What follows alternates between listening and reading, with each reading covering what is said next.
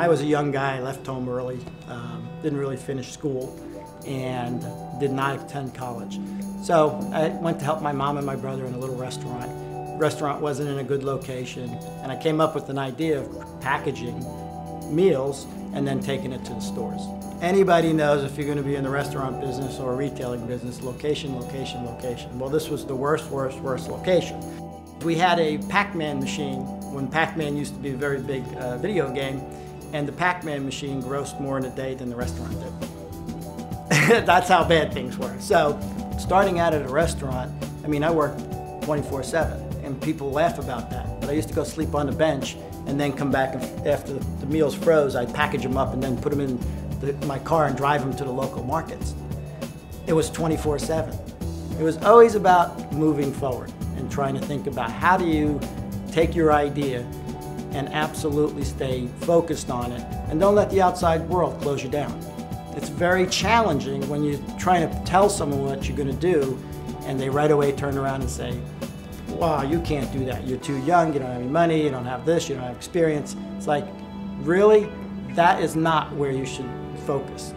You know where you want to go, keep pushing, step by step. And there'll be the setbacks, but the steps keep moving forward and you start to climb and go where you want to go. So Michael Angelo starts in a little 400 square foot restaurant and now lives in a 132,000 square foot highly automated manufacturing or massive big kitchen.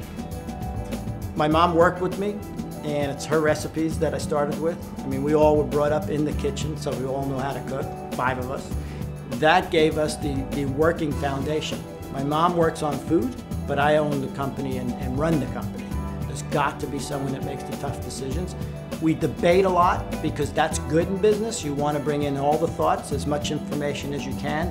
But once the decision is made, we're all going to go shoulder to shoulder in the same direction. Education comes in a lot of different ways, and I read a lot of books. I read books on failure, and I read books on success. And self-help books on how do you keep your energy up, how do you keep your mind focused on the right things. And yes, I've had those times when all of a sudden I'm looking up and I'm thinking, wow, this mountain is pretty high. What am I doing?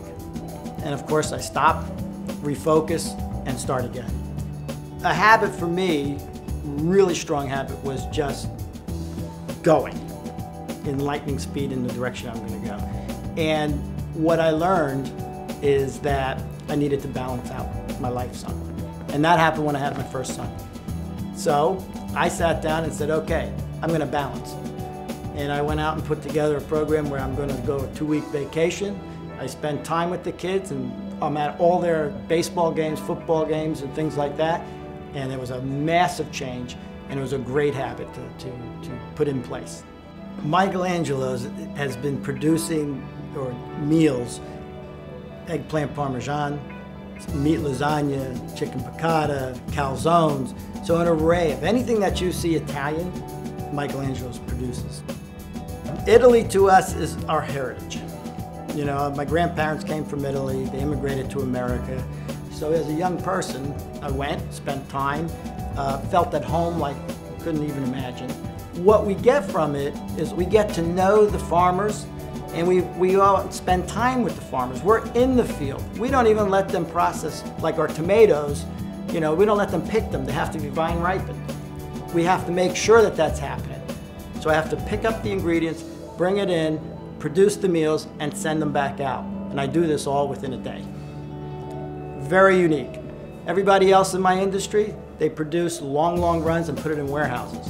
It's against the way we came to market because we wanted everything to be fresh. We didn't want it to be thought of as frozen food. That's why we always call it prepared meals. And you can go to H-E-B or whatever your local supermarket is and you'll see our meals are fresh. Within days, they're on the frozen food shelf. If you look at the competitors, it could be 3, 4, 6 months old before it even gets there. As an entrepreneur, you get to create. I created a lot of different things that did not exist in an industry today, and I didn't even think about it. It was just stuff that I needed to do to get something accomplished, and I did it, and I moved forward. An entrepreneur is a fanatical person that goes off in directions that most people cannot conceive makes any sense. And they go turn it into something that years later, someone says, oh, that was easy. Well, it wasn't easy. Step by step, the entrepreneur never gives up.